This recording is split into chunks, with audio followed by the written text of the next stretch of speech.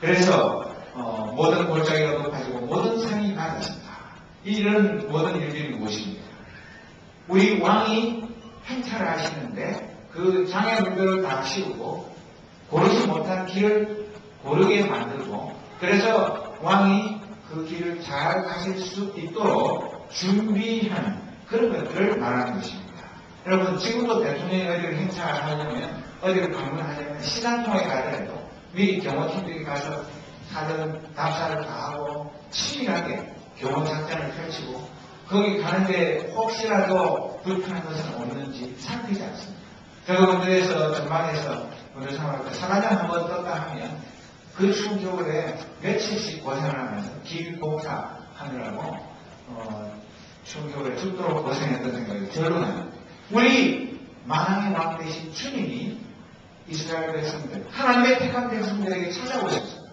통치하시기 위해서는 우리가 마땅히 먼저 준비해야 할 일들을 해야 하는 것입니다. 그래서 어떻게 합니까? 이 높은 모든 골짜기가 높아진다는 것은 이 땅 위에서 천대받고 멸시받고 힘없어서 후박받던 그 백성들이 자기 대우를 정당하게 받는 그런 자리로 회복시키는 그런 일들을 말하는 것입니다. 곧 사회 정의를 말하는 것입니다. 요즘 유행하는 말처럼 공정 사회를 만드는 것을 말하는 것입니다. 그리고 또 높은 산이 낮아진다는 건 무엇입니까?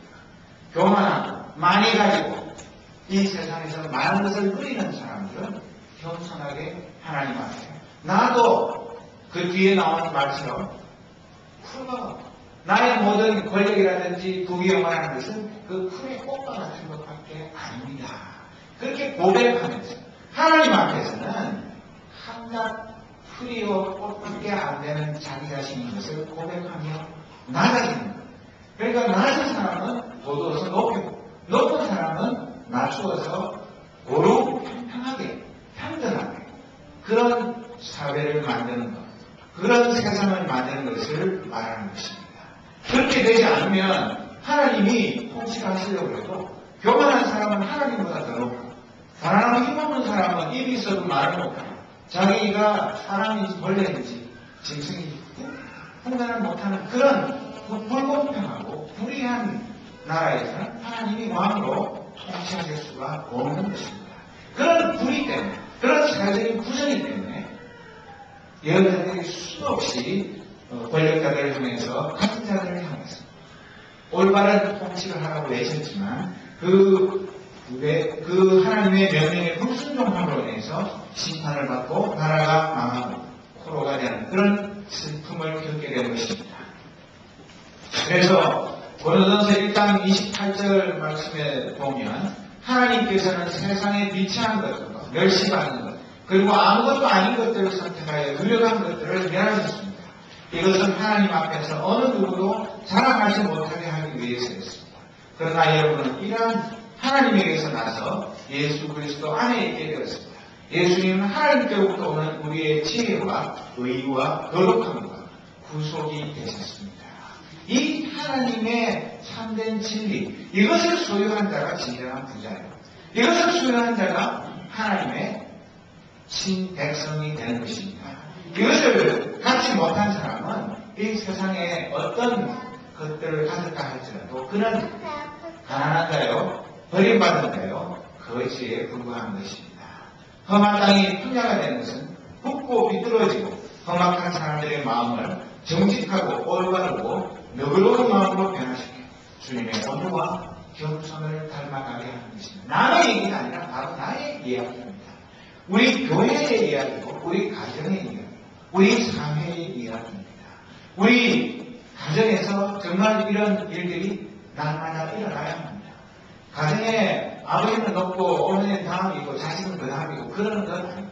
하나님 안에서 정말 하나님의 은혜와 사랑을 누리는 그런 관계가 됩니다. 교회에서 목사가 제일 높지 않습니다. 정말 목사는 하나님의 종으로, 여러분들의 종으로 가장 낮은 자리에서 섬기는 자이지 부인하는 자가 결코 아닙니다. 이 세상에도 더 많은 권한을 가진 자, 더 많은 지위와 명예를 가진 자는 더 많은 사람들을 섬기라고 모습으로 부름을 받았지 자기 자각 맛에 자기에게 주어진 그 칼을 함부로 휘두르는 것 아닙니다. 주님의 온유와 겸손을 배우는 자, 그 사람이 진정 높임을 받고 칭찬을 받고 사랑을 받게 되는 것입니다. 그래서 우리 주님이 왕으로 우리 가운데 오셔서 통치하시기 위해서 우리가 제거해야 할 장애 것들이 무엇인지를 이 말씀을 통해서 살펴보아야 합니다. 그것은 개인과 가정과 시대와 상황에 따라서 다르지만 분명히 우리가 변화되어야 되고 회개해야 되고 새로워져야 할 부분들이 많이 있는데 그것을 다음에 하지, 나중에 하지, 앞으로는 이런 저런 핑계로 밀어놓거나 하나님의 심판과 징계를 받게 되는 것입니다. 예수님도 예배 드리다가 만약에 형제와 불화한 일이 생각나면 그거 당장 그만두고 가서 그 형제와 화해하는 것이 먼저라고 말씀하셨습니다. 오늘 이 자리에 나와 함께 예배 드리는 저와 여러분들 중에도 혹시라도 내 가족들 가운데, 내 이웃들 가운데 나 때문에 마음이 상하고 불화한 일이 있으면 먼저 화해를 하고 용서를 구하고 자비를 구하는 그런 것이 우리 주님의 말씀에 순종하는 삶인 것입니다. 정말 우리가 하나님의 정의와 평화에 어긋나는 그런 모든 것들은 어떤 것이든 누구든지 이런 것들은 해결하고 돌이켜야지. 그렇지 않으면 개인과 가정과 교회와 국가가 아무리 하나님의 택한 백성도 아무리 하나님께서 만드신 그 아름다운 솔로몬 성전도 돌 하나도 돌 위에 남지 않고 다 무너졌던 그리고 이스라엘 백성은 북쪽 남쪽 다 망했던 그런 역사를 우리가 기억합니다. 우리도 하나님의 친백성을 우리의 잘못을 하나님 반드시 바로 잡으시는 분이신 것을 분명히 기억해야 할 것입니다. 그래서 이런 정치 자극이 잘 되면 그 다음에 어떤 일이 생깁니다. 여호와의 영광이 나타나서 모든 사람이 하나같이 그 영광을 보게 됩니다. 이런 영적 사회적 혁명이 일어나면 우리와 교회를 통해서 하나님의 영광의 빛이 이 어두운 세상을 환하게 비추게 되는 것입니다. 죄인들의 마음에 법으로 내장을 때리는 것이 중요한 것이 아니라 하나님의 영이 임한 거룩한 하나님의 백성들을 통해서 하나님의 공의가 이 땅에 바르게 실현되게 되면 죄인들도 그 마음을 열고 하나님 앞에 겸손하게 무릎을 꿇게 되는 것입니다. 우리가 아무리 여기 크리스마스 트리를 발견하지만 서울에 그 큰 세계에서 제일 큰 크리스마스 트리를 밤을 낮처럼 환하게 밝힌다고 해서 그것이 우리 주님의 성탄을 축하하는 일이 아닙니다. 우리의 삶 속에 진리의 등불 대신 우리 주님의 그 말씀이 살아요. 그 말씀대로 순종하는 하나님의 백성들을 통해서 하나님이 참 하나님이시 우리의 아버지이시며 오늘도 이 세상을 통치하시는 분이신 것을 알게 되는 것입니다. 여러분 6절을 보면 어떤 사람이 외치라고 합니다. 그러니까 무슨 외치라고요? 그렇게 되물어 봅니다. 내가 아무리 사람들이 전부 다 딴 데 정신 팔고 있고 나라가 망한다 그래도 너도 깜짝 안 하고 자기 그 쥐꼬리만한 권력, 쥐꼬리만한 지위와 자기 이 세상에 가진 기득권 그것을 놓지 않으려고 아등바등하고 있는데 아무리 하나님의 그 심판과 하나님이 앞으로 전개할 역사적인 일을 예언한다고 해서 누가 내 목소리에 귀를 기울일 것인가? 나만 미친 사람 되는 거 아닌가? 괜히 다 살아있는데 나만 이상한 정신병자 취급 당하는 것 아닐까? 그런 두려운 마음도 들고 혹시 왕따 당하지 않는가? 공개적으로 망신만 당하는 것 아닐까?